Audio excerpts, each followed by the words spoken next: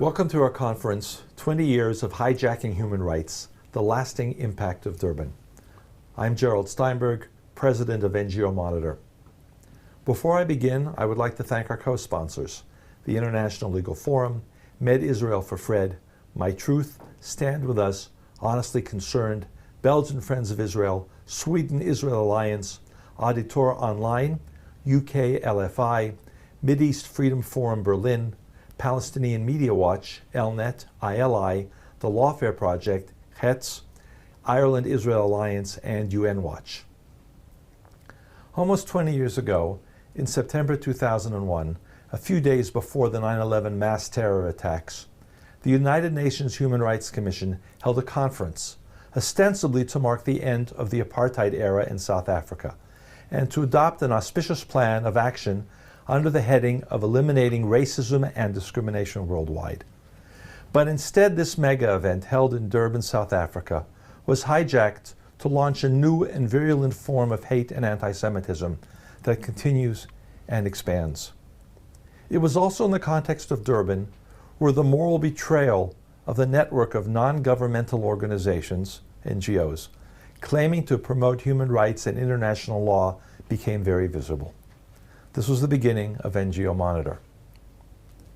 Durban had three frameworks: diplomatic, youth, and NGOs. In the diplomatic forum, the proposed text was designed to revive the infamous 1975 UN resolution equating Zionism with racism and singling out Israel with accusations of genocide, ethnic cleansing, and war crimes. The American and Israeli delegations walked out. The Europeans and Canadians stayed and brokered a revised text, which reduced but did not eliminate the anti-Israel vitriol, giving this language lasting legitimacy. The most damaging aspect of Durban was the NGO forum, where the deeply anti-Semitic behavior was very blatant. The proceedings were tightly orchestrated and controlled by a few groups in order to turn Israel into the new version of apartheid South Africa. There were mass marches through the streets of Durban. Hate material was distributed, including the protocols of the Elders of Zion, and there were signs with stars of David and a swastika. In the panels inside the forum, the NGO directors, including from Human Rights Watch, prevented participation of speakers who did not toe the anti-Israel line, all in the name of human rights. Mary Robinson, the High Commissioner for Human Rights, observed all these events, but failed to respond. Afterwards, when the cost to her own image became clear, she meekly explained that there was nothing she could do. The anti-Semitism in the forum's final declaration was blatant, referring to Israel with terms such as apartheid, war crimes, ethnic cleansing, and even genocide. Calling for the complete international isolation of Israel as an apartheid state, this is where the NGO-led Boycott BDS movement and lawfare campaigns were launched. For these reasons and more, Durban became the most potent symbol of organized hate against Israel as the nation-state of the Jewish people. Natan Sharansky referred to the 3 Ds of anti-Semitism: demonization, double standards, and delegitimization, which form the content of the Durban NGO Forum. We are now 20 years later, and the Durban NGO Plan of Action is being implemented in every direction. Poisonous Israel Apartheid Weeks, featuring the same NGOs and their anti-Israel slogans, are annual events at university campuses, inciting attacks on Jewish students and institutions. For 20 years, these NGOs, including Human Rights Watch, Amnesty, and their allies, many of whom are irresponsibly funded by European governments, have continued to promote the same strategy, including a recent Human Rights Watch campaign and report which used the apartheid term 200 times and received widespread media coverage. Under the banners of intersectionality and solidarity, and adding the term Jewish supremacy, anti-Semitic attacks are at their highest levels since the end of the Holocaust. In parallel to this hate, the fact that the UN is planning to celebrate the 20th anniversary of Durban is another travesty, which is the reason for holding this event with our many co-sponsors, to prevent another UN anti-Semitic hijacking. for the powerful anti-Israel NGO network, another event under the flag of Durban will be exploited for even more hate and demonization. To their credit, the governments of the United States, Canada, Australia, and today the United Kingdom have announced boycotts of this event, repeating the steps they took in 2009 regarding the first Durban Review Conference in Geneva, which ended in a farce. It is vital that others, particularly in Europe, follow. We expect that every government will also take measures to ensure that no public funds are used for any NGO activities, and we can assure you that the excellent and highly professional researchers and analysts at NGO Monitor will be following and reporting on these developments. There's no one more qualified than the Honorable Erwin Kotler to open this discussion. He is Professor of Law at McGill University, served for many years as a Member of Parliament in Canada, and as Minister of Justice and Attorney General. He was a member of the Canadian delegation to the Durban Conference, counsel to prisoners, many prisoners of conscience, including Natan Sharansky and Nelson Mandela, and currently serves as Canada's Special Envoy on preserving Holocaust remembrance and combating anti-Semitism. He is also the founder and head of the Raoul Wallenberg Center for Human Rights. Erwin, I'd like to thank you for joining us, for taking the time to participate in this event. And I'd like to start by asking you a question which takes you back 20 years. Shortly after Durban, you referred to this anti-racism conference that itself became a forum for racism. And 10 years later you wrote, as one of my colleagues put it at the time, if 9/11 was the Kristallnacht of terror, Durban was the Mein Kampf. You said, those of us who personally witnessed the Durban Festival of Hate, with its hateful declarations, incantations, pamphlets, and marches, have forever been transformed. And you said, for us, Durban is part of the everyday lexicon as a byword for racism and anti-Semitism, just as 9/11 is a byword for terrorist mass murder. I'd like to ask you to go back 20 years and talk a little bit about the atmosphere, what you saw, what you heard, responses that you and others went through during that time. Let me even take it back just a little bit before Durban, because I was one of those who greeted the announcement in 1997 that there was going to be a world conference against racism in Durban, South Africa, with a great deal of anticipation. This was going to be the first international human rights conference of the 21st century. The theme was going to be anti-racism, and it was going to take place in Durban, South Africa, to commemorate, in effect, the dismantling of apartheid South Africa. But what happened at Durban was truly Orwellian.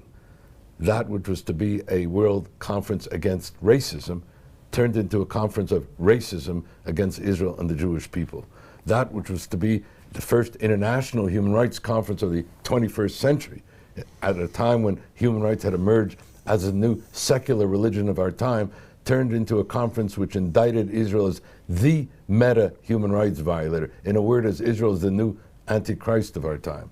And a conference that was to commemorate the dismantling of South Africa as an apartheid state turned into a conference calling for the dismantling of Israel as an apartheid state. And I'll never forget the incantations, the demonstrations, the marches, the chanting, that the struggle against racism in the 20th century required the dismantling of South Africa as an apartheid state, and the struggle against racism in the 21st century requires the dismantling of Israel as an apartheid state. And in effect, Durban became a festival of hate. Every regional tent, every thematic tent, every demonstration, every march, every pamphlet, every poster was littered with the notion of Israel as a racist apartheid state. So Durban, in effect, became the launching pad for the indictment of Israel as an apartheid state. It just isn't happening now. It was launched at Durban, and it was launched in a very strategic and organized way. We're still all feeling the repercussions of what happened at Durban. And as you described it, it was very strategic, it was well planned, it was hijacked. It was hijacked earlier, actually, because I don't know whether you were involved or talked about in Canada with people about the fact that the preparatory events, the conference that took place in Tehran, was where a lot of the language was inserted. In fact, I remember this very well because it was the regional conference in Tehran, the last of the 4 regional conferences preparatory to Durban, which set off the alarm bells. First, Israel and Jewish NGOs were not even invited to be able to participate in that conference in Tehran to begin with. Second of all, there was a 9-point indictment of Israel of the worst of crimes: apartheid, crimes against humanity, genocide, and the like. So the Tehran conference was already framing that which was to take place at the NGO conference in Durban. When in my introduction I talked about the fact that the Israeli and American delegations, maybe I should do the opposite, it was the American delegation and then the Israeli delegation walked out from the diplomatic conference. And that was sent, and it was designed to send a strong signal. You stayed as the Canadian delegation and the European delegation and negotiated a compromise text, or a text that was eliminated a significant part of that language. Can you talk about some of the hesitations, the trade-offs in that process? Well, you know, the U.S. and Israel left, as you mentioned, and there were some of us who felt maybe Canada should leave as well. I had discussion, among others, with Rabbi Michael Melchior at the time, Deputy Foreign Minister of Israel, and heading the Canadian delegation. He felt that Canada should stay and that our voice should be heard, so that there would also be a voice present that could counteract what might even be a worse outcome document if we were not there. And so we stayed there. We opposed, you know, all the offensive language.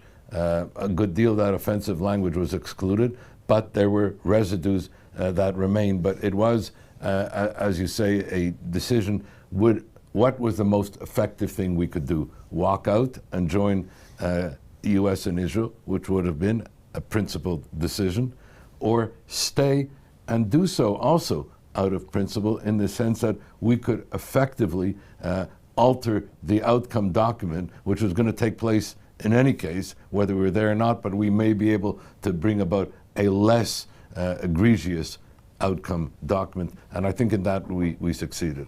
And I'll just say that watching this take place from Israel and having been involved in some of the discussions, I think in Israel, the awareness of what was likely to take place in Durban came very late. I came back from Canada having met with some Canadian officials who were, I don't remember if we talked about it or not that summer, but when I came back to Israel, I went to the foreign ministry and they had just started, I'm not sure they had started even planning. This was a few weeks before.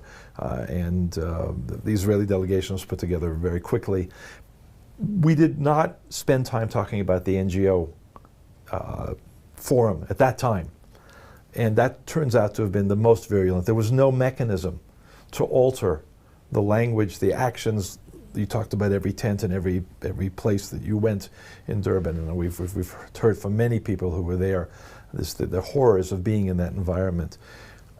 One of the responses, perhaps, and I'll say this, but you may disagree, but one of the most important responses seems to me that people like yourself and others who were there came out of Durban and said, we need to tackle this, and that led to discussions about the definition of anti-Semitism, which as of 2016 became officially adopted by the International Holocaust Remembrance Alliance as the working definition of anti-Semitism, which included examples, a number of examples, such as denying the Jewish people the right of self-determination, which gets right into that issue that you talked about the goal being to dismantle the State of Israel.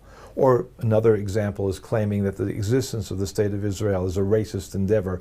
The example doesn't talk about apartheid, but I would argue that calling Israel as apartheid state, again, as you said, using the analogy of South Africa, whether you call Israel a racist state or an apartheid state, it's still a form of anti-Semitism.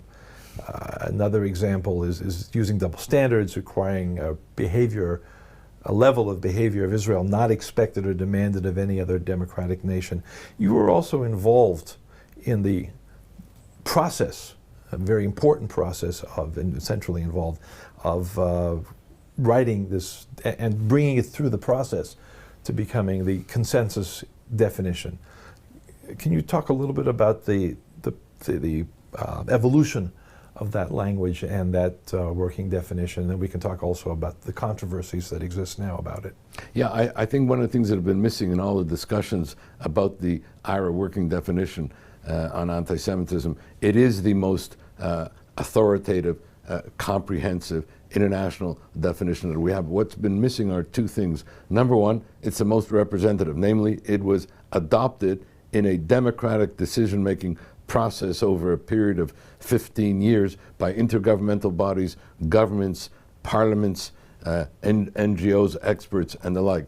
The second thing that has been missing and almost omitted is the impact that Durban had on the crafting of the working definition. Let me just say the first Stockholm conference on the Holocaust occurred in 2000. There were 4 Stockholm conferences. I attended all 4. I headed the Canadian delegation. The first one established the International Holocaust Remembrance Alliance itself.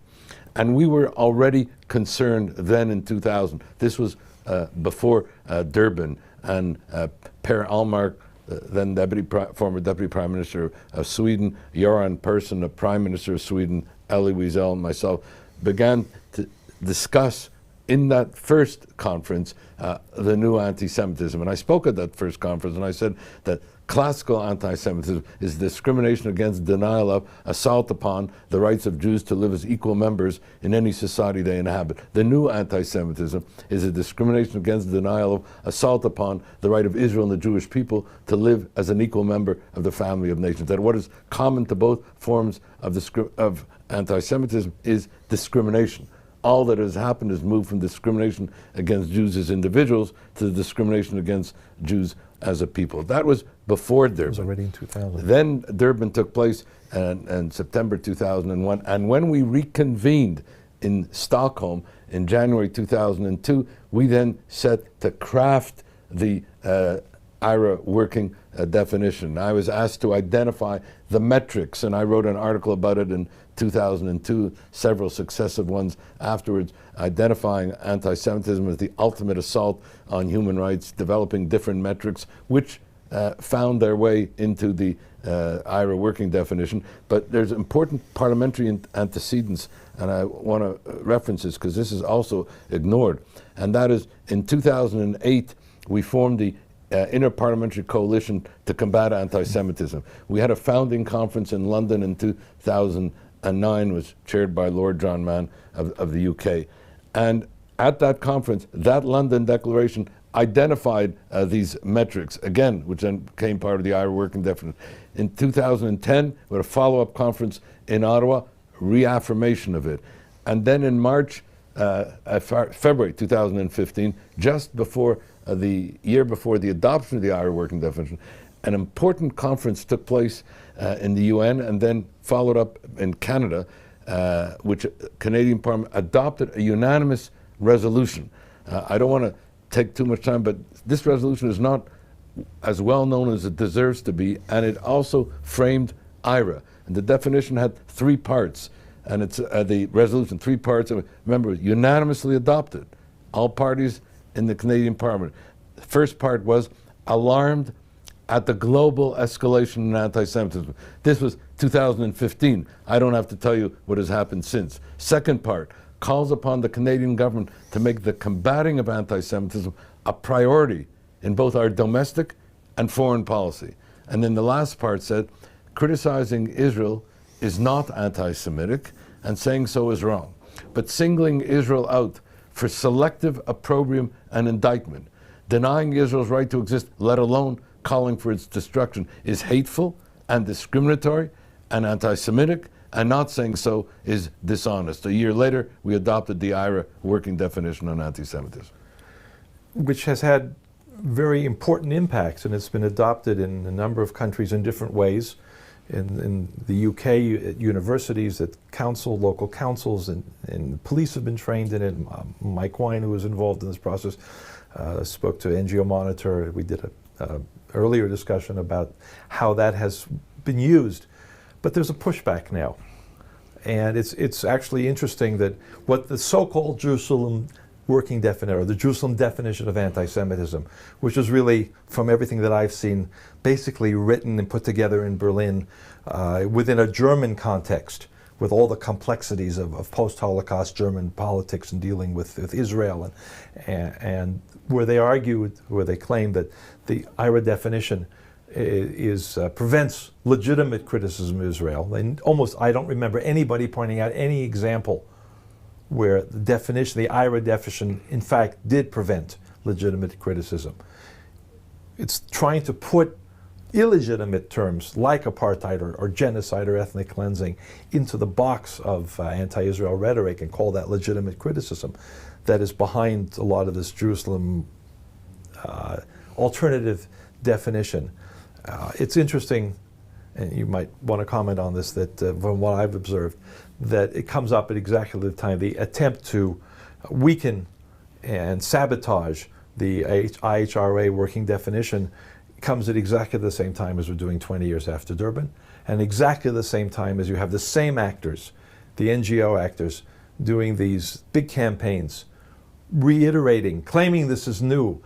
Human Rights Watch said that it crossed the red line, that Israel apartheid had crossed the red. But this was exactly the same rhetoric that they used. And I remember Ken Roth getting on American media and talking about the criticism of Human Rights Watch's role at Durban and saying that they were legitimately criticizing, they use the term Israeli racism and apartheid.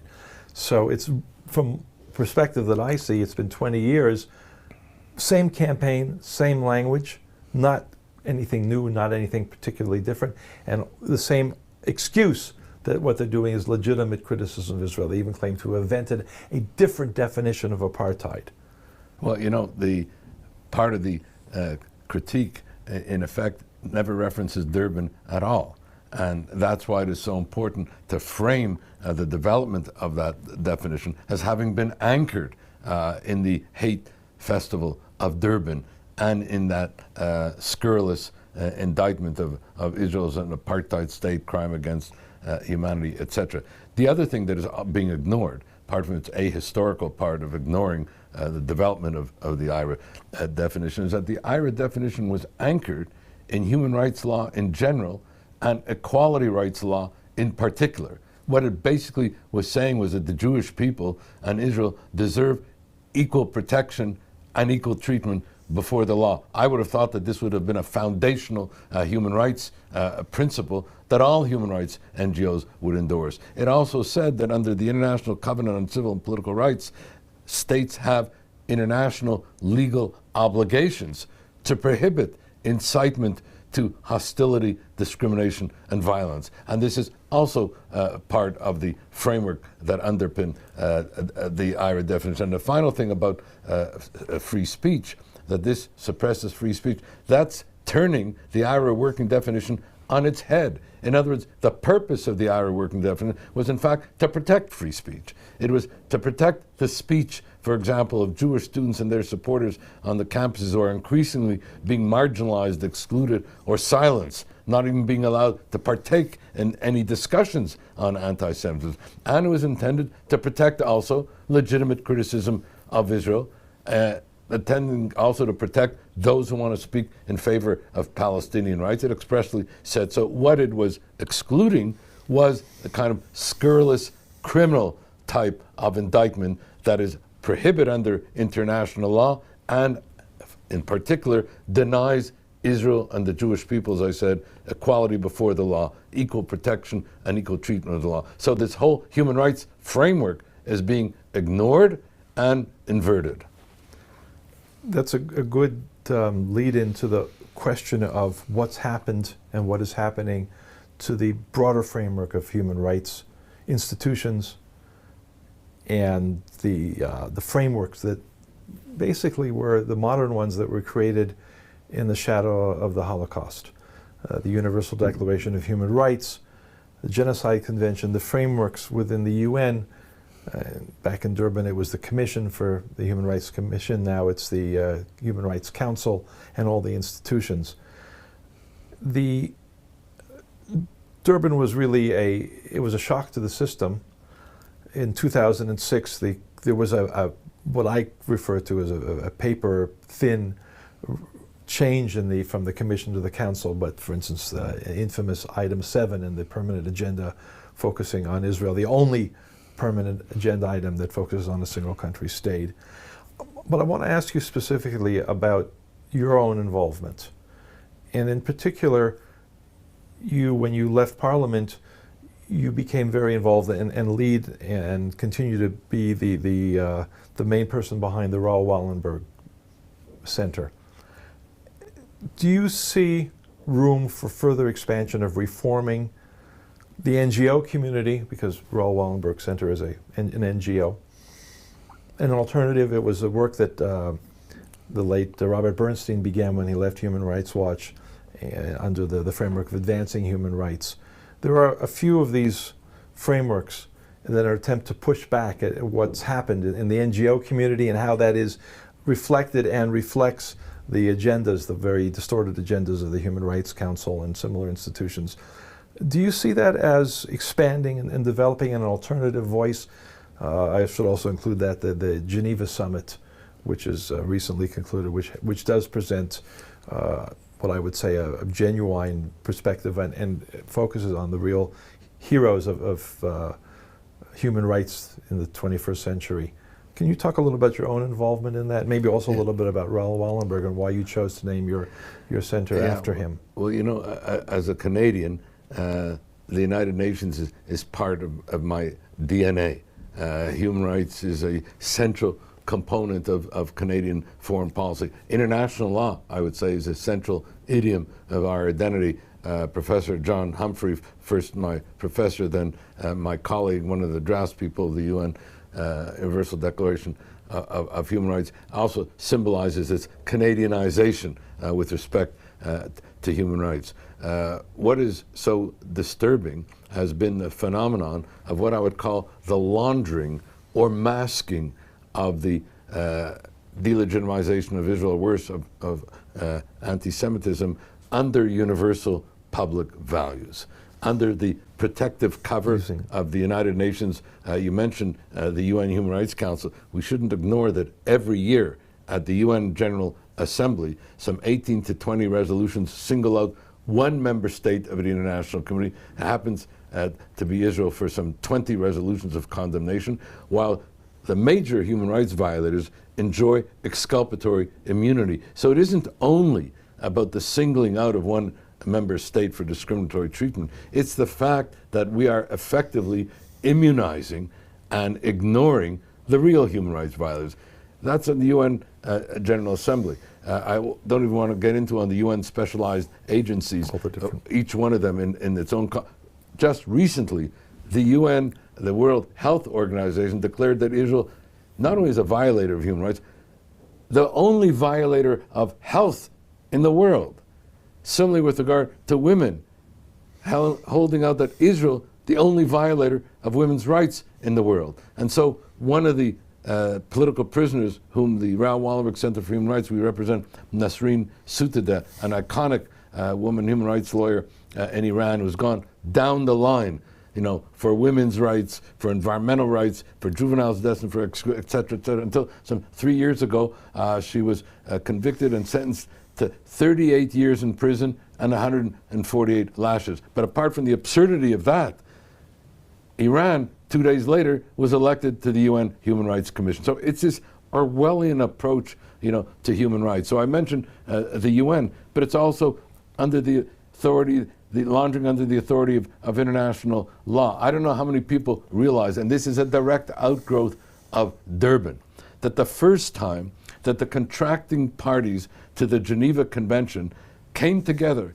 to put a state in the docket was in the immediate aftermath of Durban. That state was not Syria. That state was not any of the other major human rights violators in the world. That state was Israel. And 3 times now, the contracting parties to the Geneva Convention have come together to put one state in the docket for the violation of the Geneva. On all three occasions, it is Israel. You mentioned the UN Council on Human Rights, the agenda-specific agenda item 7. I've been there. I've seen this Alice in Wonderland situation where the conviction and sentence are passed even before the hearing begins. And then what is the worst of all is the laundering of anti-Semitism under the cover of anti-racism itself. Let's face it, the worst thing you can say about anyone is to call them a racist. The very label supplies the indictment. No further proof is required. When you come to states and you say not only that Israel is a racist state, but it is an apartheid state, well, let's appreciate that apartheid is defined in international law as a crime against humanity.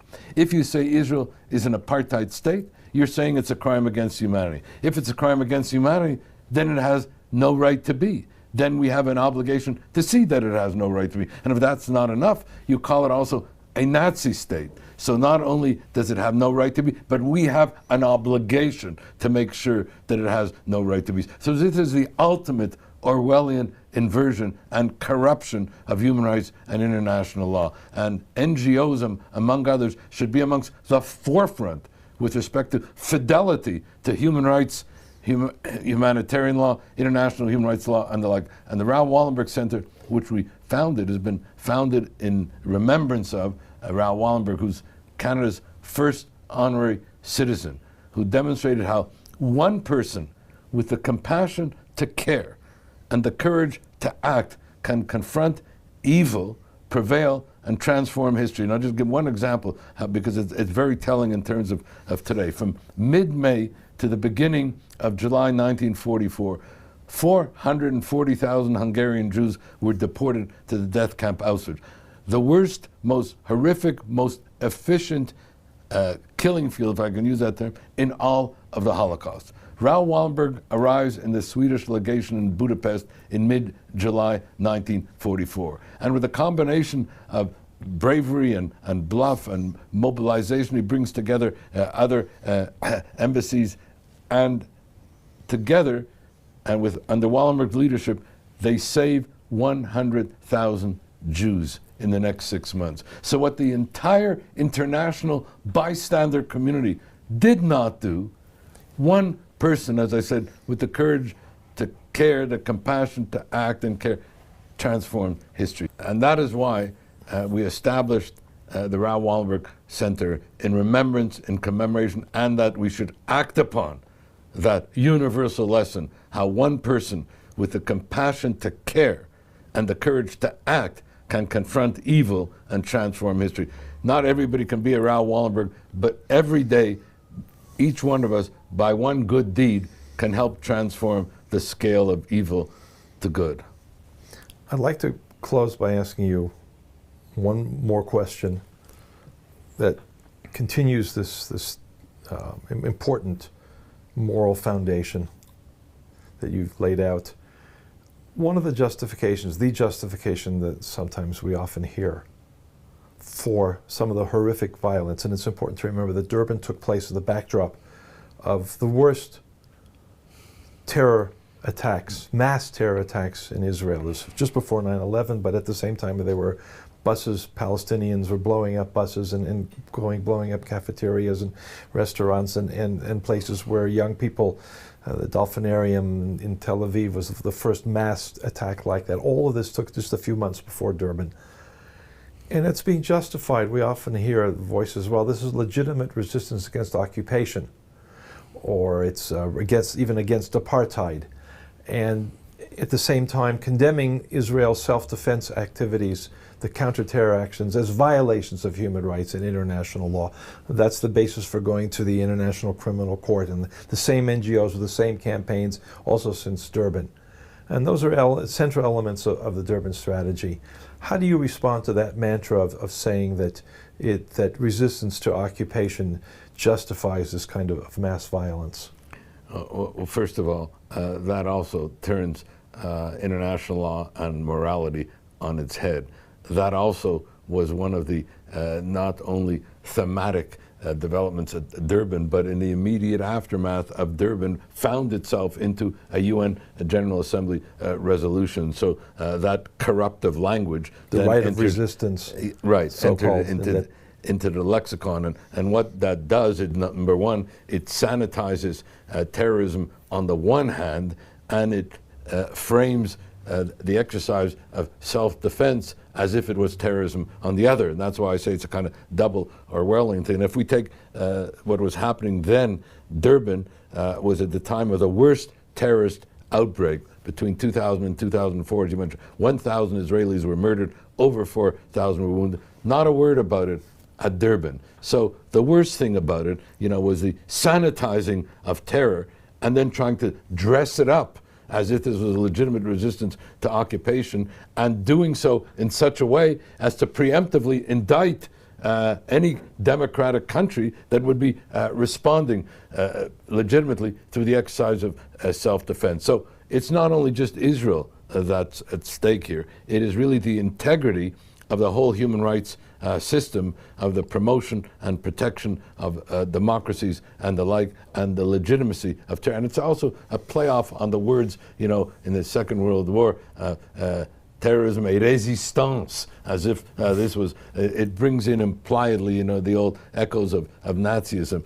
So it's Israel, apartheid, Nazi, and so on. Of course, in that sense, people say, well, yes, every resistance is justified. It has to be very clear that what we were talking about then and what we're talking about now are horrific acts of terror that no democracy should be able to be required to be silenced and not engage in any response. Of course, any response has to be appropriately proportionate and the like. But what people are forgetting in all this, apart from the 2000 to 2004 terrorist intifada, is that Hamas launched since then 4 wars of aggression under the definition now of the ICC with respect to what are wars of aggression, and engaged, and I've written about it elsewhere, not in 1, not in 2, but in 7 crimes against humanity.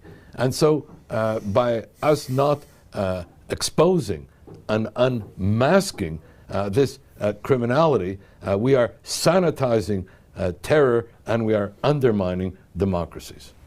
Thank you very much, Professor Kotler. You've given us a lot of issues to think about. Yeah, one thing I think that's important to state as well, that none of this is intended to suggest, nothing that I was saying is intended to suggest that Israel and the Jewish state is somehow not responsible for any violations of human rights and humanitarian law like any other state. And Israel and the Jewish people do not deserve any particular preference because of the horrors of the Holocaust. My whole point here is the issue of equality before the law. But the problem is not that Israel should seek, or that anyone should seek on its behalf, that Israel be above the law. The problem is that Israel is being systematically denied equality before the law in the international arena. Not that Israel should not respect human rights. She must. But that the rights of Israel deserve equal respect. Not that human rights standards should not be applied to Israel. They must be. But these standards must be applied equally to everyone else, lest we engage in giving exculpatory immunity to the major human rights violators while singling out one member state for selective opprobrium and indictment. And that's why equal protection and equal treatment before the law underpins everything that I've been saying. And it's reiterated in the IHRA working definition in the terms of double standards, applying double standards to Israel, not applied to any other democratic state. And a lot of the points that you made are reflected in those double standards. I'd like to thank you for what is really a very important contribution, not only in our particular webinar for all the people who are watching this, but also for, I think I've known you for maybe 25 years, and each time I'm inspired, and everybody that I know who works in these areas, that we shouldn't give up. We need to speak truth to power, and the abuse of power in the human rights community, in the international law community, in the United Nations community and beyond. So I thank you very much for taking the time to join us. And I'm now handing over the gavel to my colleague, Ann Hertzberg, NGO Monitor's legal advisor, who will chair the next panel. Thank you all for watching.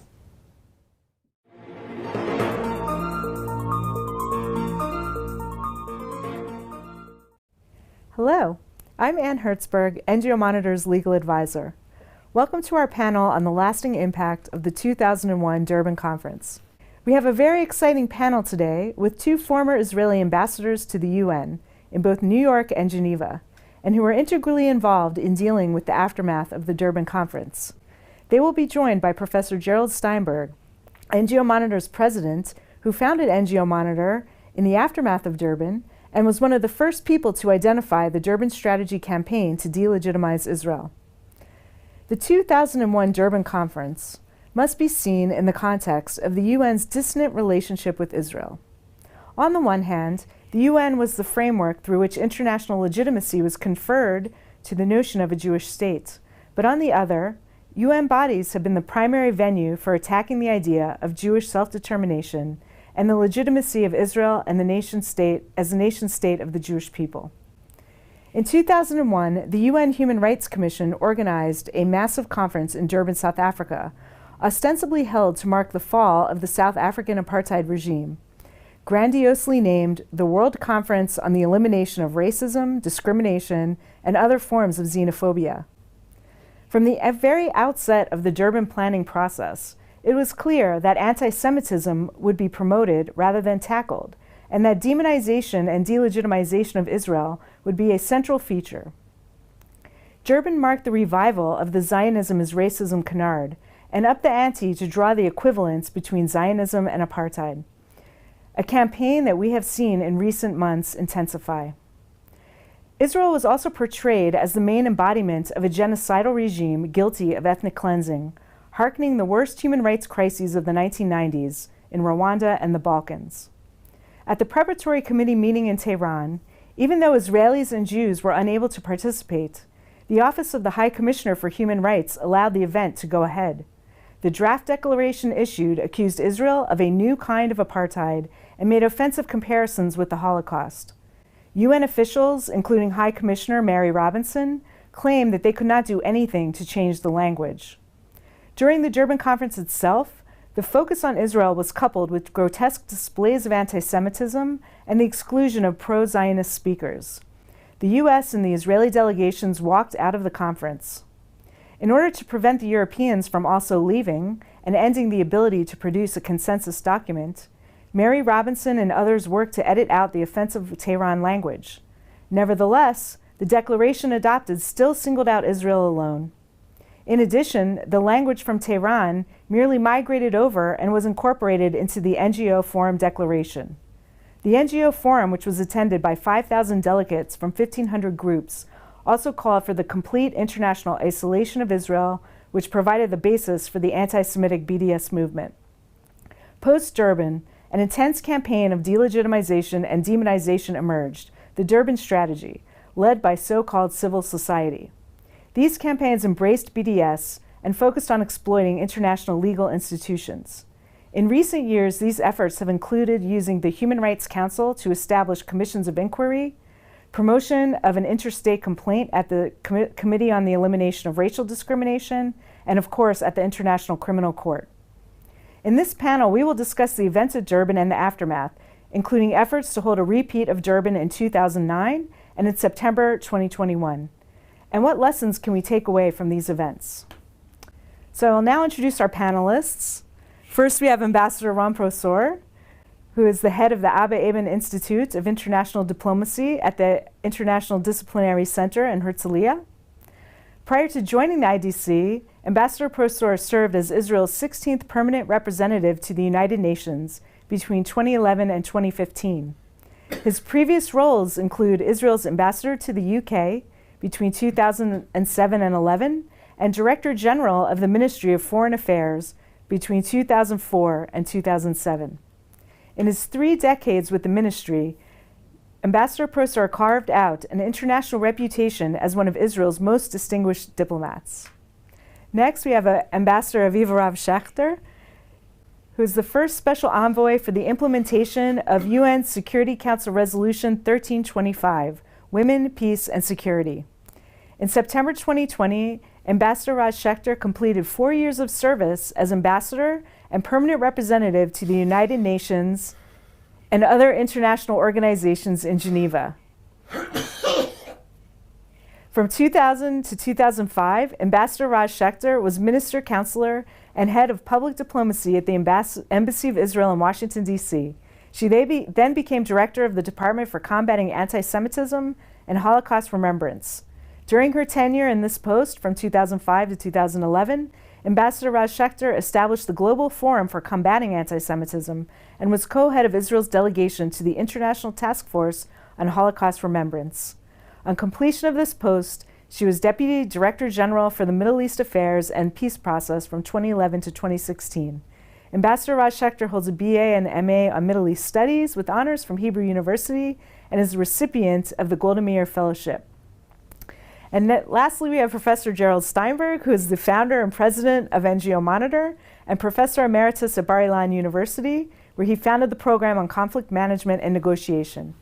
His research focuses on Middle East diplomacy and security, the politics of human rights and non-governmental organizations, and Israeli politics and arms control. He was awarded a prestigious Israel Science Foundation grant, served as team leader for the Israel at the Polls chapters on peace negotiations and Israel-American relations, and was a member of the advisory board of the Israel Law Review. He's a member of the Israeli Council of Foreign Affairs, appointed to the Israel Higher Education Council, Committee on Public Policy, academic participant in the Inter-Parliamentary Coalition for Combating Anti-Semitism, and a participating member at the Halifax International Security Forum since 2014. So welcome to the panelists. Thank you, Anna. And to get started, I'd like to ask if you could share your recollections about the time around Durban with the preparatory conferences and then moving into when the conference took place. So, Anne, from my point of view, I was in Washington then. I was the Minister Counselor for Political Affairs in Washington. And the thing that I really want to put on the table as we speak is really the question at the end of the day: when does Israel participate in those forums or when it does not? And as an ambassador, the presumption on your behalf would be that I would say dialogue is always good. Let's participate. But I don't think this is the case. I think it's the case in structural, formal, maybe UN structures. But the Durban conference, from my point of view, was a real parting point in the way I see those forums.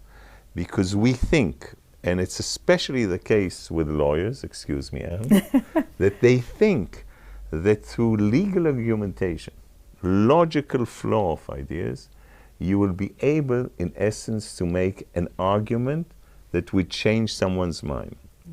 I believe that Durban is a good example where people come to the conference predisposed already in basically demonizing and delegitimizing Israel, and by the participation you legitimize the conference itself and what they stand for. To make the point, in 2009, what happened? You had, we were there, I think, Aviva, you were with me.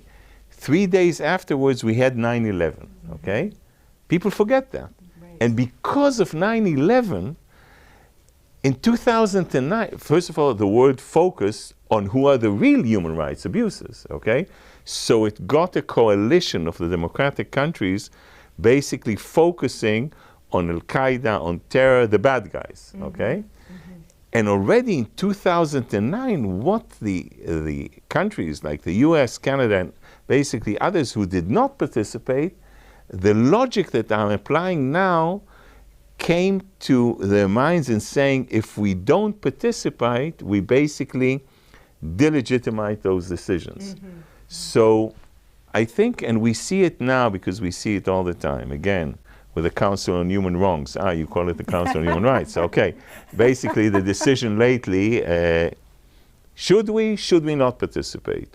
And you see the debate taking place all the time. And there's merit to this debate. But from my point of view, not really. They don't really want to listen to our argumentation, and we don't really make a difference. Again, examples, Goldstone report. We think that by being there, no. I think that by participating, we legitimize a forum like this. Was that something when you were in D.C. that right away it became apparent with the Israeli government and also the U.S. government that maybe you shouldn't attend Durban? Absolutely not, Anne. At the time, really? No, wow. It wasn't, wow. No. At that time, no. It took time. It took 9/11. It took... To make that change. Yes, to make that change. It took basically the world to really understand where all this comes from. Al-Qaeda, suddenly, we, the big democracies, suddenly are vulnerable to what? Because we were not really focusing on the real problems of human rights, okay? All around, that created this, and of course creating the other stuff that we see today. Ambassador Schechter.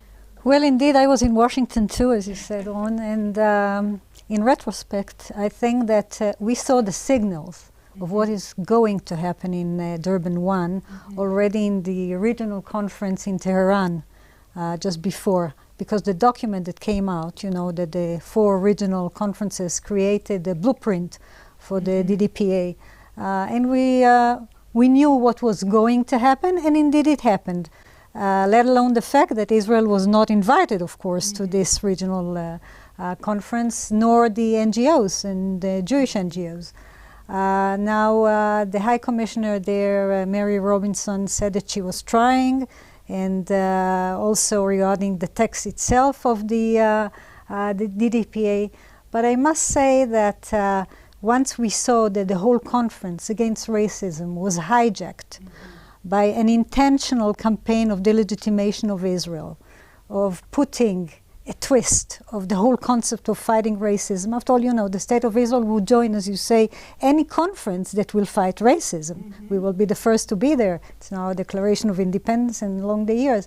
But the twist is that Israel became the victim, and nobody really saw it happening.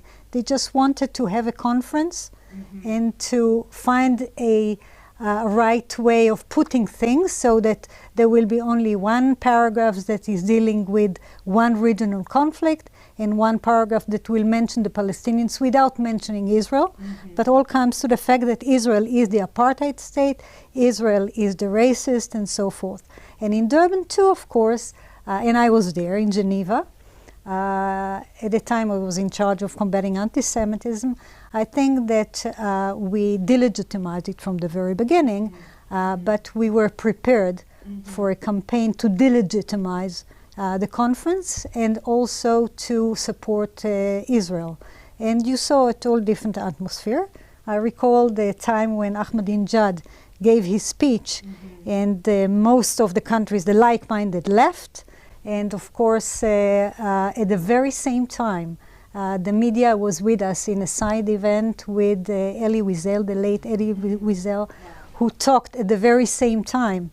And I remember when he said, "Don't be bystanders." We saw what happened when bystanders did not act, and even now we are seeing again what is the danger of being a bystander. And Professor Steinberg, you were not in this area at the time, but you were noticing I was sort of the beginning of it. I was sort of in the area. First of all, I was in a different area. I happened to be in Canada, in Ottawa, around June or maybe early July. And I was, as I do as an academic, but I was speaking to Canadian officials. And Canada, the foreign relations part of the Canadian government, not just the Foreign Ministry, which is now called Global Affairs, and they went through other names, but also the Prime Minister's office and the Privy Council. People there were talking very excitedly because they were a co-sponsor. and along with the EU and the Ford Foundation provided, and it was about the NGO forum that I began to pick up the signals that something here is not right. And I had been to a previous Geneva event a year earlier on the landmines convention. And I happened to be there because I was the only Israeli who was really dealing with these issues. And so I went there and I saw all these booths from NGOs that were not focused on landmines, they were focused on demonizing Israel. And so I put the pieces together and I spoke to the Canadians when I was there and I said, you're doing this wonderful conference, but are you sure that things are under control? And this was about the time that the issue of having the PrepCom in Tehran was starting to come up. And at that time, the Jewish organizations and the Israeli diplomats were told that because it's a UN event, there will be visas that will be issued. So, and that was Mary Robinson's doing. So the pieces began to not fit together. But in a lot of ways, I came back to Israel after that, and I started to talk to people that I knew in the foreign ministry. And on the NGO forum, they were just completely not interested. It wasn't considered to be, there wasn't anybody who dealt, they specifically said we deal with governments, not NGOs. And that's when NGO Monitor started, but also that was the beginning of a recognition. It wasn't just 9/11 that was a recognition that this thing is bad in many different ways, that it's controlled by the wrong actors, but it was the understanding of the strength of the NGO network. The 1975 UN General Assembly resolution that called Zionism a form of racism was a government-run process. It was run by the Soviet bloc, by the Arab League, Islamic countries. But this was different. You saw the influence of NGOs on the ground, both before Durban and at Durban. And that's still, the whole apartheid push that we're seeing now is led by Human Rights Watch, where they were also on the ground doing the same thing back there 20 years ago. So it really triggered a lot of lights that went off, red lights that went off at the time. And I think people are unaware on, the professionals, I mean all of us here, the issue of agreed language, Anne, okay?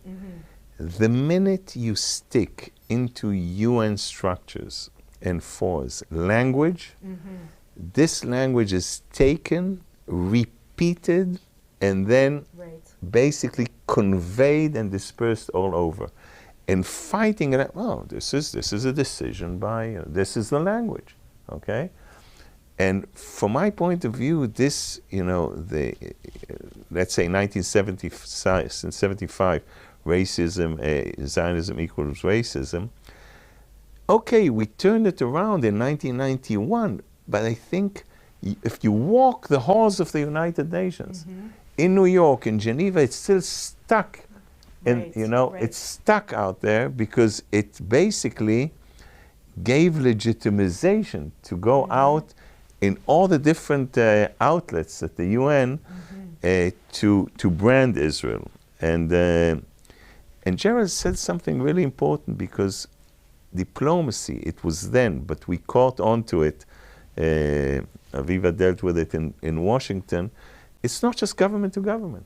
It's, it's NGOs, it's the whole social and media. It's the economic side, it's the academic side. It's people to people here. And the NGO element, we, I think, recognize too late how important it is, because it plays a role, and of course today it's obvious. Right.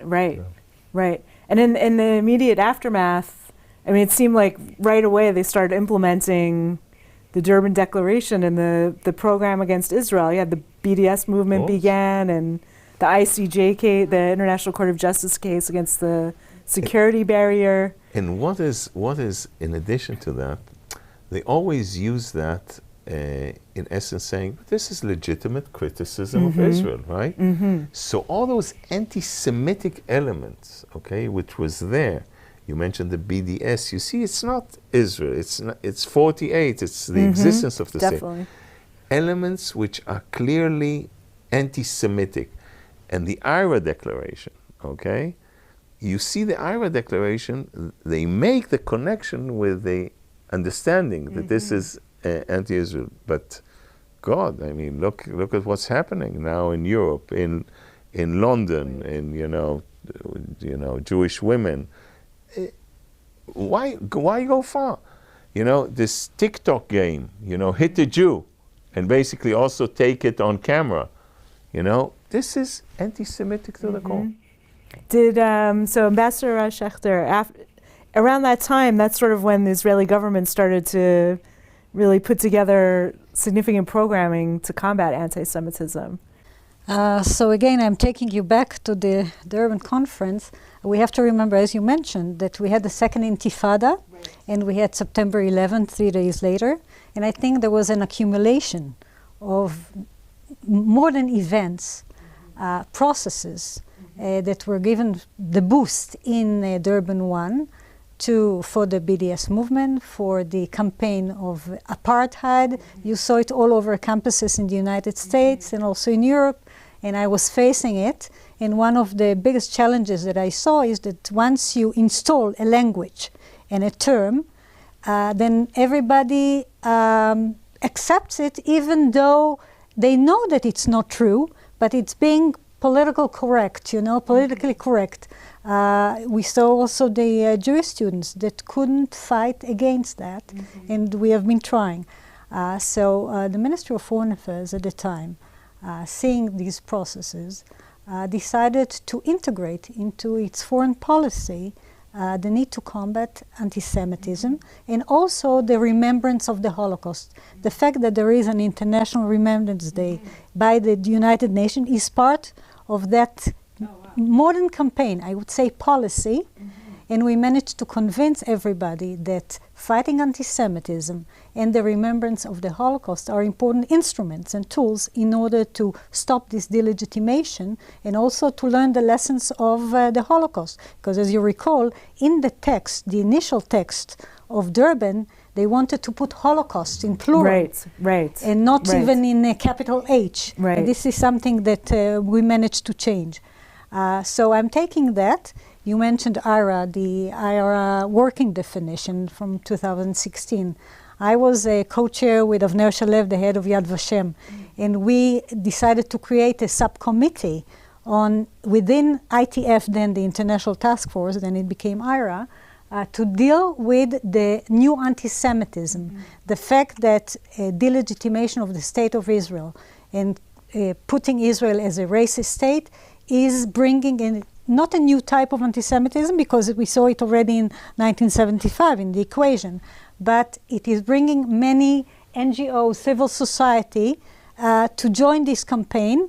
Muslim communities, growing Islamists that are taking that as their agenda, especially in Europe, combined with the progressive left, and they didn't have a real common denominator. But the easiest common denominator was bashing Israel, turning Israel into the racist and apartheid state. From there on, I would say that the United Nations created also the DPI, within the Department of Information, a whole program. And we saw also within the OSCE. People have to understand, the DPI, basically the UN, has people on its pay list that all they do from morning to evening is basically bash Israel. That's what they do, and they get paid by an international forum like the United Nations. And they say to all instruments of the United Nations, of course, along the human wrongs, you say, the human rights.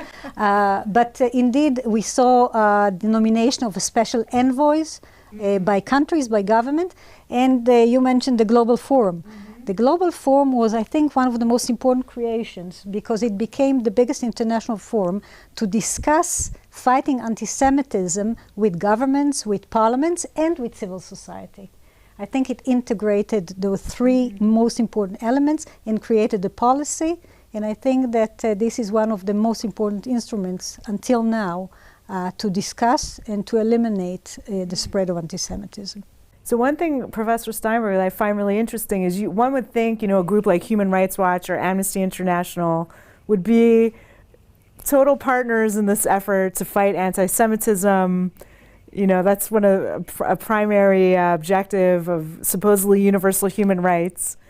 But we don't see those organizations at all participating in these types of efforts. So can you talk about that a little bit and explain why you think that is? I think on the contrary, they are major movers of this process of demonization of Israel, and very much in the spirit of anti-Semitism.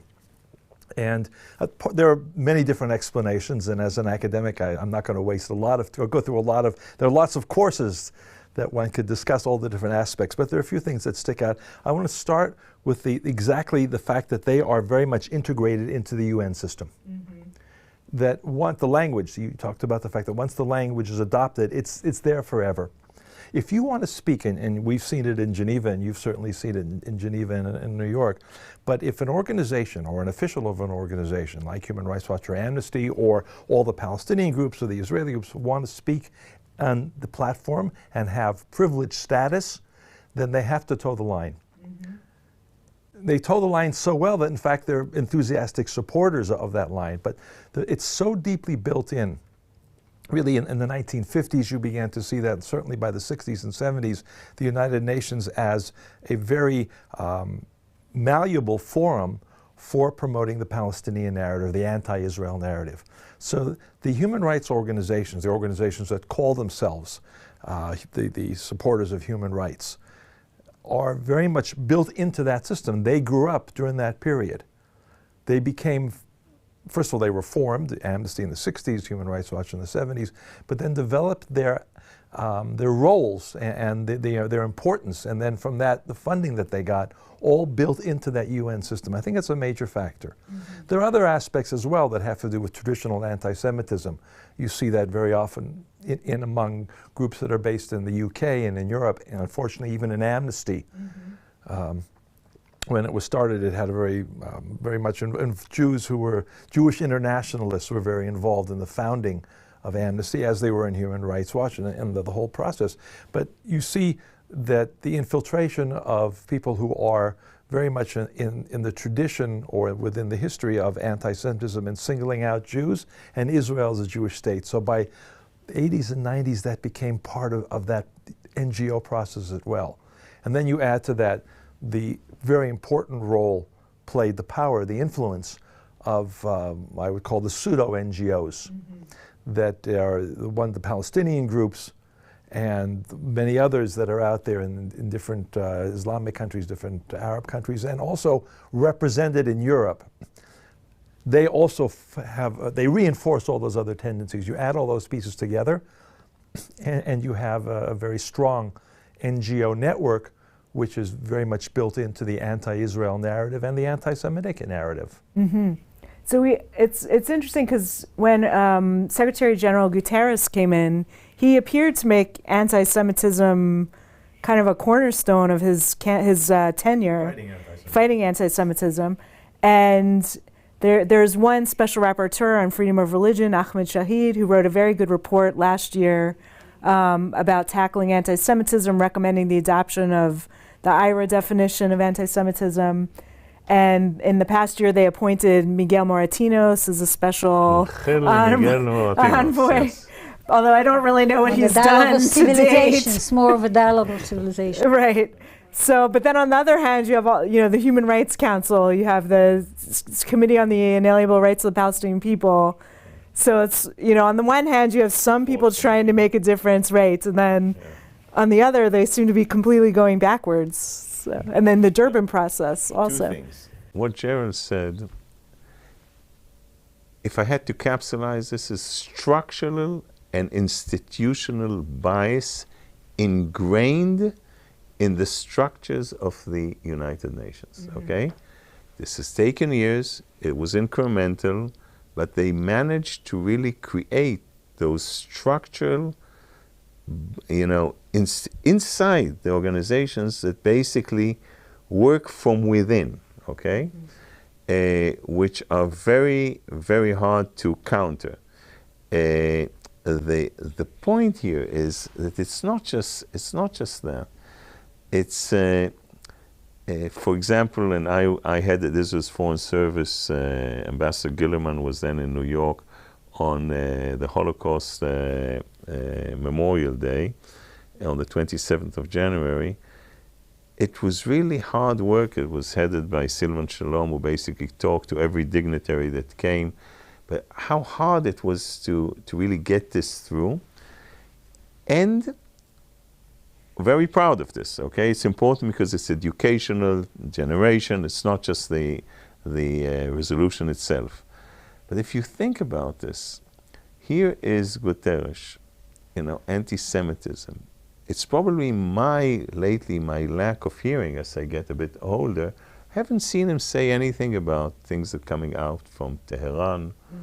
And again, we always say we miss an Israeli or someone who has, in a UN position.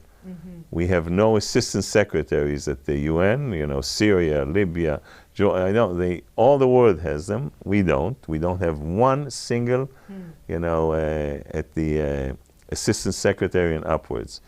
Even on anti-Semitism, with all due respect to, Angel, Michel, Moratinos, Aviva mentioned it's more a dialogue of, because, what's his name? It came from Spain. What was the guy's name? His deputy that headed the forum in Spain. Bottom line, it's a dialogue of civilizations, which is dialogue, I don't want to say in order for, but it doesn't really create the difference. And when I say, structural and institutional bias, the problem is not the bad guys. That's easy to explain. The problem is the so-called like-minded countries. Right. Okay? Right. Aviva, Jared, item 4, item 7. I remember going to, I always love going to British ambassadors because they have the Sir before their name. I also thought they should have bestowed a knighthood upon me. Sir Ronald Posor of Tzur Adasa. You need a place. Cannot, hey, Mark, why are you singling me out with item 7? Am I not good enough at least to be with a crowd in North Korea, Libya, and Syria? I can up my game on human rights. No real answer, okay? And you can see that on, and by the way, what I'm telling you, you should say, hey, Ron, you came to New York nearly after 30 years. Was this a surprise to you? Absolutely it was a surprise to you, okay? The voting patterns on things that you would say are incredible. I talked to Aviva before. I said, hey, we are part of the West European and Others group in New York when I came. We're not there in Geneva. Right. We weren't there in Vienna. We were not in Nairobi. Why? Kacha. We started working on this, on something which should be easy. Yeah. And they don't even have to blame the others. It's their decision, the West European and Others group. So that's what I call the structural and institutional bias. What's interesting is when you were there, it took Israel dropping out of the UPR to force them to take Israel as the WEAG. This was exactly the give and take. Explain UPR, and then we'll Right. So when Universal Periodic Report. When the Human Rights Council replaced, as the Commission on Human Rights in 2006, they added this Universal Periodic Review mechanism where supposedly all the countries would be evaluated equally. Hasn't really worked that way in practice. But let me mention, if you mention the UPR, with the creation of the council, the change between the commission, and this was a major instrument that everybody was hailing, and it was a give and take decision to create item 7, because you get the UPR, everything is built on former reports and on the former terminologies. And at the end, I should say that now with the last COI and the one that I have been witnessing sitting in 2018 regarding the events along the border with Gaza, that everybody is talking about fighting terrorism. But what happens in the resolutions is that that you're dealing with a terror organization, the Hamas, and you legitimize terrorism and call it resistance, Right. This is the way the Palestinians are putting it. Right. And I think that as long as the like-minded will not say we have to restart everything, recalculate, what we are doing for human rights, then we are just thinking in changing human rights to human wrongs. But you keep item 7. The only Jewish democratic country gets the item 7, and the perpetual, of course, rapporteur in the special procedure since 1993 is still there. And you know, if we go back to the Commission days, after all, the bias and the discrimination and the singling out of Israel started long time before, of course, the creation of the Council. As Ron said, it was always in all instruments of the United Nations. I think that within the HRC, it gets to its heights. And when we see the number of course, resolutions, about over 40% of all country case resolutions are against Israel. And if we look at the special sessions, out of 28, I think, we just saw the 9th, and look at the outcome. Right. As you say. But by the way, if I may, just, you know, in this one, now we have an amazing opportunity, okay? The day after the Guardian of the Walls, basically in creating the condition in saying reconstruction of Gaza equals disarmament of Hamas. This is a human rights issue. It's a human rights issue for the people of Gaza. It's a human rights issue concerning Israel. No, there won't be reconstruction if there's not going to be disarmament of Hamas. Enough is enough. We can't go and really push it in the day after. And look, we have interests. I mean, the Egyptians have an interest there. They don't, not exactly in love with Muslim Brotherhood. The Emiratis already said that. The European Union, you know, everything that they put in, they don't want to see going up in ashes every 5-6 years. So we have to create those structures under the banner. Again, this is an issue of human rights for the people of Gaza and for the people of Israel. And Professor Steinberg, you recently issued a policy document on this that you wanted to... want to go back to one quick point, and then yeah, I'll come back to the post Guardian of the Walls, the post Gaza War 2021 steps that can be taken just to reinforce what Ron said. But first, the issue of the Universal Periodic Review, where Israel said, we are not going to participate unless certain conditions are met, and they were minimal conditions. It had some leverage. In Geneva and New York, the UN officials of the European governments, of the American government, paid attention. So it showed that you have some leverage. You can press by saying, we're not playing by these rules anymore. We're not going to only be the subject of attacks, and we'll cooperate in every other way. But you know, Jared, they paid attention because they thought that if Israel breaks out, there are going to be more countries. That's right. And the mechanism will fall apart. Right. Israel being the first to break this, I'm not sure the word consensus, or the mold that's universal. So we have to look, I think it's important to look for other ways of leveraging that. And we have to be careful about how much power you actually have before they say, well, okay, you don't want to do it, go ahead and... But it's important, and it worked, and there may be other ways to do that. And I'm not sure that that's, well, I would say it more strongly, that in terms of the Durban 4, the review, 20-year review conference, I hope that the new Israeli government, the new foreign minister, Mr. Lapid, and the other people who are involved in this will stomp their feet and say, this is nothing that we can allow. We cannot allow this to go on silently unless the European governments and the UK also show their unwillingness to participate in this really theater of the absurd, honoring or reminding us of what happened in 2001 in a positive way, twisting it completely. If they go back and do that, then there'll just be another piece that'll be added to this whole UN process of demonization. On the issue of post-Gaza reconstruction and trading reconstruction for disarmament, one of the things that we saw in the last at least 10 years was that the entire aid mechanism, but particularly the ones where NGOs are involved. NGOs provide a huge amount of aid.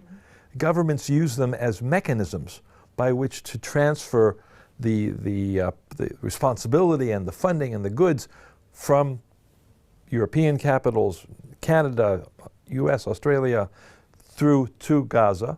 The NGOs are actually physically doing that involved. They have people on the ground. And they didn't say a word. They all knew those tunnels were being built and the aid was being stolen to build these tunnels. They knew about the huge number of missiles. The Israeli government said that 30,000 missiles rockets being constructed from aid. And so I think your point is extremely important. It has to be something you have to put your foot down and say, and it's going to be difficult to withstand the pressure. We have to help the people of Gaza. We have to rebuild. We can't wait for some sort of mechanism to monitor that aid doesn't use for terrorism. We played that game. We played it after 2008 and 9, Cass-led, the Goldstone Commission, and that COI, which turned into a farce, played the game after 2014, and the COI, the Commission of Inquiry, that was another farce. We did it with the case of the Gaza fence, as they say, the demonstrations, the use of that as a camouflage for terrorism. But Israel really has to put its foot down on this and say, okay, that's a point of leverage. Aid, yes, but now you really have to have a mechanism for monitoring it. And that means disarmament. And that they've been unwilling to do that. They haven't been willing to put their political power where their money is. And it goes beyond putting the money where your mouth is, but also having to use their political leverage. Which reminds me, just recently Secretary Blinken referred to what is happening in UNRWA and the textbooks, and said that they will reconsider the way they are going to finance UNRWA, and first there must be a change. I mean, all along we see the same pattern of twisting the facts, and according to this twist, building up anything possible against Israel. I must say that those 4 years in the HRC just showed me that this theater of absurd is an outcome of the fact that each and every United Nations body, institution, instrument is a political one, and everybody counts hands. Right. And when you deal with achievements within this an impossible place, then we had also achievements having not only like-minded, but once the EU, for example, wanted to abstain collectively, we managed to break this collective consensus and have several countries vote against. And I think that this is an achievement because practically many countries know that we are right, but only a few are more righteous, if I may say. Although also we see now with item 7, now a lot of the items are being moved to item 2 to get around the boycott by the EU of item 7. Which was one of the agreements from the UPR. Right. And so now the Commission of Inquiry is going to be under item 2 instead of item 7. Also the former one came under accountability under item 2. At the time when it was brought up, since even the UK at the time said that they will vote against any resolution under item 7, but then if it is under another item, they will of course reconsider, and they abstained under item 2. We had a very long argument because I said at the time, look, you're against item 7. It's not call it item 7 or a watermelon, it doesn't matter. Right. Once you're against this bias and discrimination and singling out Israel and the resolutions, then wherever they are, you need to vote against them. And you should not let the Palestinian gain a profit, or vote by changing one of those resolutions and shifting it to item 2, because what you create is that in the sphere of this human rights agenda, not only that you have this item 7, but now the discussion will be under item 2 and item 4, and wherever you want, you have Israel being singled out. So I think it was a big mistake, and the Palestinians, although they did not win what they wanted in the voting patterns under item 2, they realized that it's a good way to deal with the Europeans. And right now we saw another, combining 2 resolutions. And again, just think on our forum, who really knows about, item 2, item 4? We need, we have to speak, a language with people. By the way, I really believe, out of experience, that the voting patterns of certain European countries at UN forums, the public in those countries don't really know how. They have no idea, right? Including Germany, by the way. Okay, so we have to convey it, and also something which is new is the whole issue that we see now on social networks, where when we went into it, basically, many people thought, this is not reality, Anne. This is a world of its own, Now, basically we move from the virtual side into the operational reality side. Because what you see on TikTok, and suddenly people move from virtual reality to real reality that is anti-Semitic to the core, that basically crosses all the red lines, okay, and is something that is part of what I would call a, diplomatic warfare that the state of Israel and its representatives are really engaged without the population in Israel really understanding that this is war, or this is warfare, okay? And in warfare, you need to have, the ability and also the resources to conduct this warfare, which is done on the front line of the international community. And Well, yeah. let me just add that, and of course, Ron was our Director General, that when dealing with campaigns, especially within the United Nations, I should give the attention of what is being done by the Ministry of Foreign Affairs without many budgets, but still, when we need to deal with voting patterns, we don't stay only in Geneva or New York, but we go to the capitals, and it is done together with the ministry and our missions. And we had lots of achievements, because once you have an ambassador who has his fixed ideas about certain resolutions, and of course he's within this atmosphere of Geneva, and that, for example, his country, the capital, needs to know about it and needs to vote differently. We go there and he gets the instructions, he or she. And it happened many times that I got then a response from those ambassadors that said they were not happy to get the instructions, but they know that we were behind it. Wow. Well, we're nearing the end of our time, so maybe just to end on a possibly optimistic note, what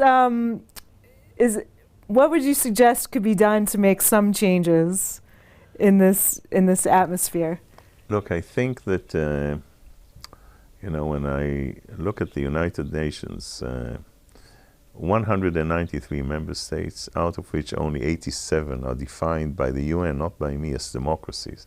So over 100 have no clue what democracy is all about. But we see, I think, more and more countries, look at the numbers, Abraham Accords and others, who are beginning to move and see Israel in the region, and it has implications around, as part of the solution, not just part of the problem, okay?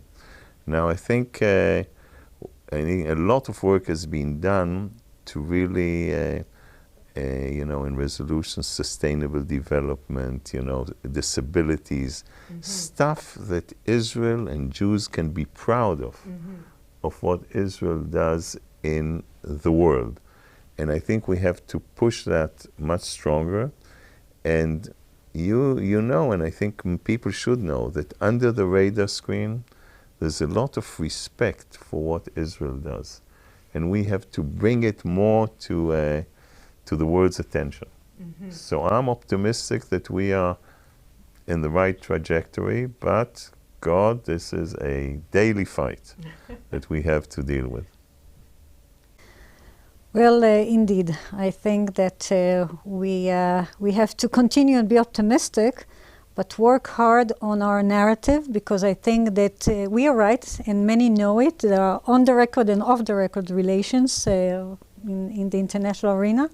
The Palestinian narrative has gained a lot of success, unfortunately, because of the issue of don't confuse me with the facts, of the superficiality and the fact that people don't want really to dig in the real history and the story. We have to work a lot on that. But Israel indeed is doing wonderful things regarding our global agenda. We were just accepted by ECOSOC, and the vote was 153 votes for Israel out of the 193, which is a great achievement. And this is after a campaign in Gaza. I think that many, as you say, Ron, do appreciate Israeli achievements and capabilities and abilities to do better things for the whole world community. And I truly believe that the Abraham Accords will continue and enlarge the scope of relationship and cooperation between Israel and our regional neighbors.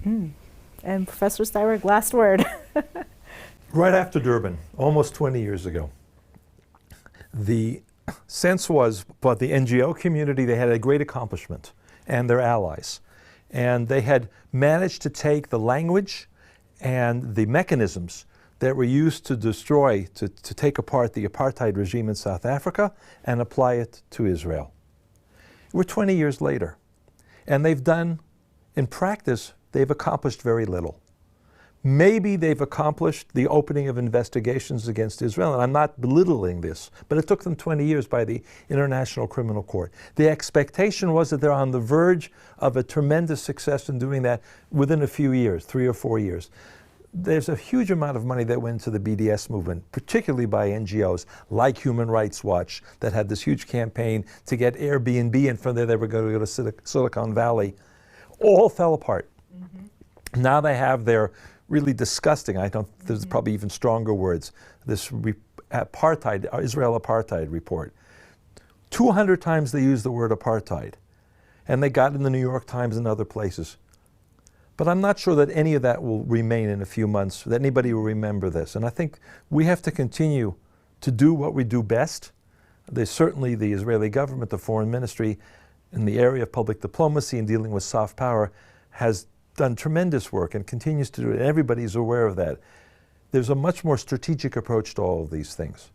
So while I am concerned, I think, and we do have allies that work on these issues together with us, because they understand the usual argument of the canary in the coal mine, that if this happens to Israel, it's going to be the United States, it's going to be Great Britain, it's going to be Europe that's going to be dragged before the same type of institutional inquisitions, I think is a good term to use. So I remain optimistic. It looks bad at particular points, this is one of them, but I think in the long term, it'll still be another 20 years, and by that time, none of this may remain in the collective memory. Well, this has been a great discussion. I know we could have talked for many hours more, and thank you for being here. Thank you. And thank you to our audience, and again to our co-sponsors.